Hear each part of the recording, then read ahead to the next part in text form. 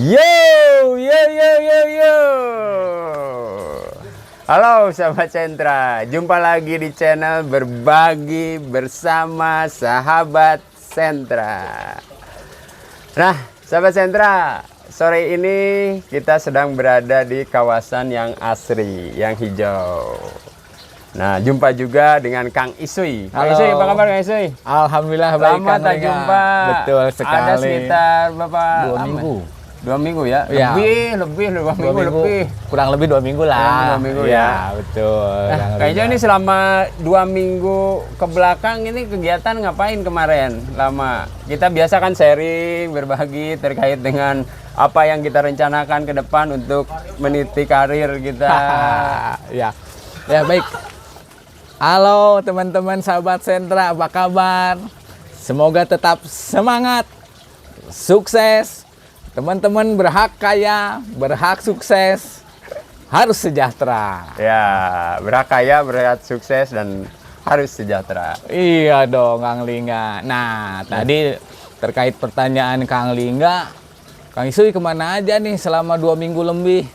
Nggak ketemu gitu kan. Ngapain aja kemarin Ya, aktivitas? Iya Kang Lingga, saya sama teman-teman dipercaya untuk memfasilitasi ya para calon anggota dewan di Kalimantan Timur, tepatnya di Samarinda. Sebentar, Ya. memfasilitasi calon anggota dewan. Ya, betul. Seperti apa ini memfasilitasi calon anggota dewannya, kegiatannya? Nah, ya kami kerjasama dengan lembaga di sana, bahwa lembaga di sana itu fokus terhadap pembangunan hijau, Kang Lingga. Pembangunan hijau. Betul. Jadi, oke, ya maksudnya silakan. itu Kang Isai memfasilitasi terkait dengan apa, wawasan atau skema atau metode atau apa? Oke. Atau Terkait pelatihan atau apa betul. ya?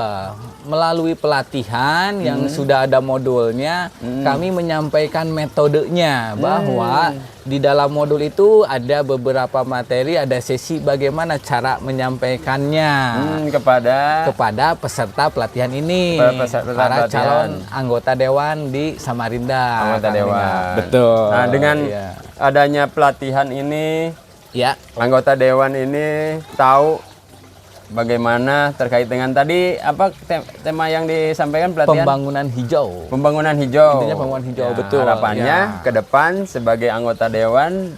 Sebagai anggota dewan itu kecenderungannya kan para calon anggota dewan itu apa ya, ketika ada beberapa yang anggota dewan yang belum memahami terkait wawasan pembangunan hijau barangkali seperti ya, bukan hanya terhadap calon anggota dewan saja, tapi di sini lebih bagaimana caranya para anggota dewan ini memahami terlebih dahulu apa itu terkait pembangunan hijau. Oh, pembangunan hijau apa itu? Betul, iya. Nah, di sini kami ada modulnya dari lembaga tersebut yang ada di Kalimantan Timur. Jadi di sini itu salah satunya mengkampanyekan,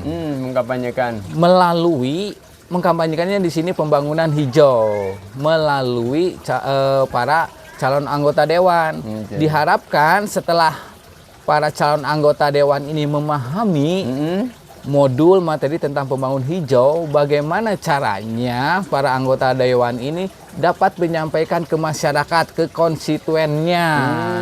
Jadi di sini itu ya, kalau saya bilang menambah wawasan bagi saya pribadi, bagi calon anggota dewan, dan selebihnya untuk para masyarakat yang ada di Samarinda.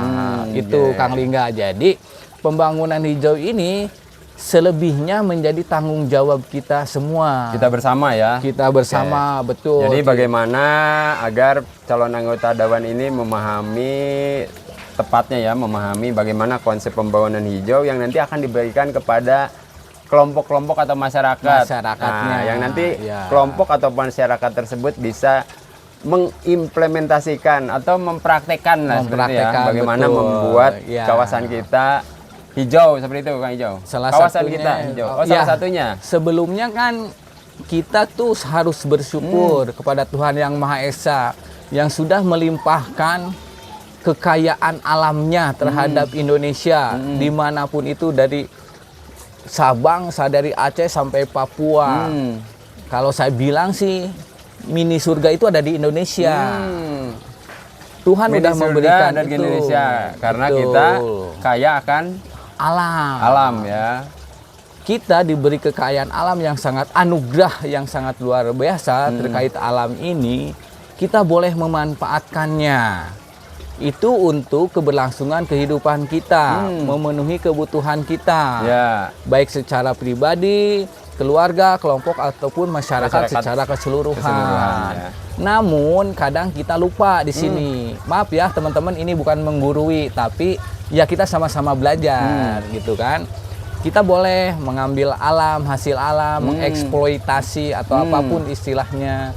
Tapi kadang Namun, kita lupa untuk misalnya kalau dari menggali atau penambangan, bagaimana kita dapat menanam kembali yang lahan-lahan yang dulunya asri banyak dikeruk pohon, tambangnya, setelah betul. habis kita bangun lagi jadi yang lebih asri lagi. Oh, jadi yang dimaksud dengan pembangunan hijau seperti itu ya. Salah satu satunya contohnya ya.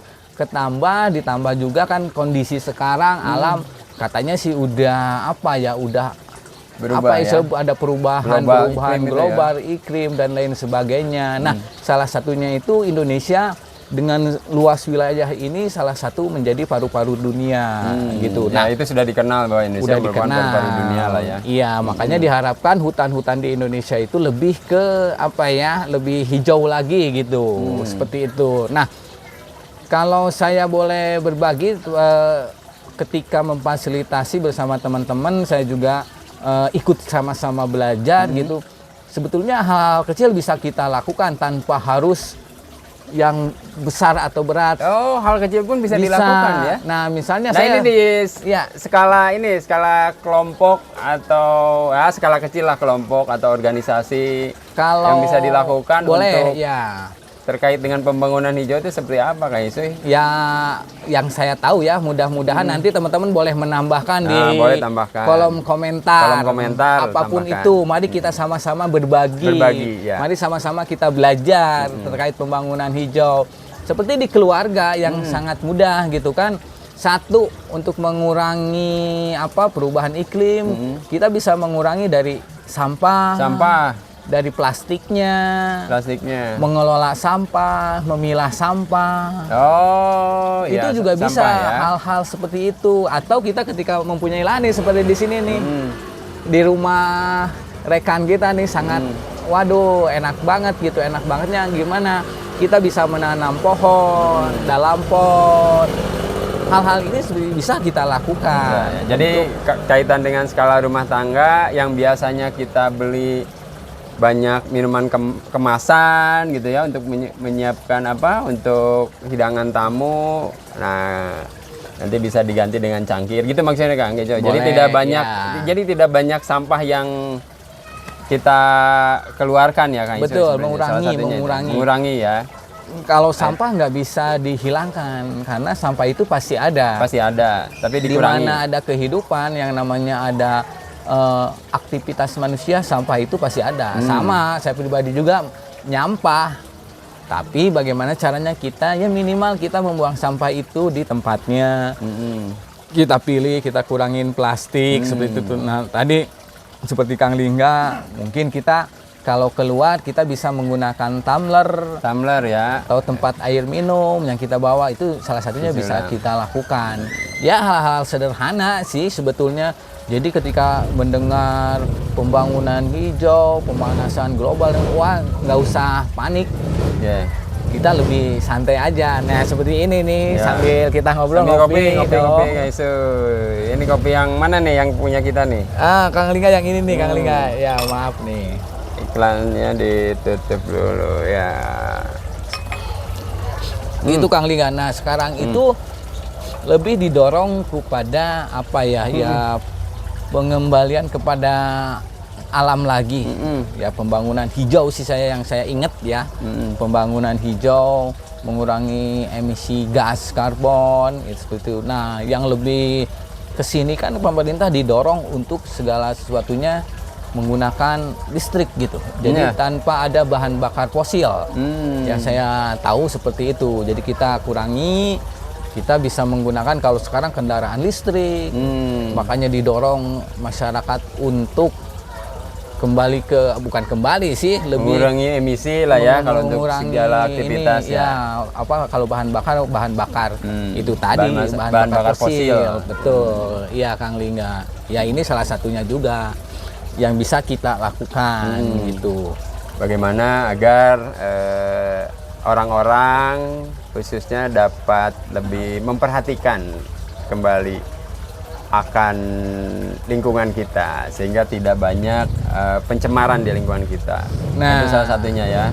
Di kelompok juga di masyarakat, misalnya ada kelompok apa ya, bukan kelompok sih, misalnya lembaga ke-RT-an, ke-RW-an, lembaga pemuda, kelompok pemuda, Dusun atau kampung dusun atau kampung itu juga bisa kita melakukan.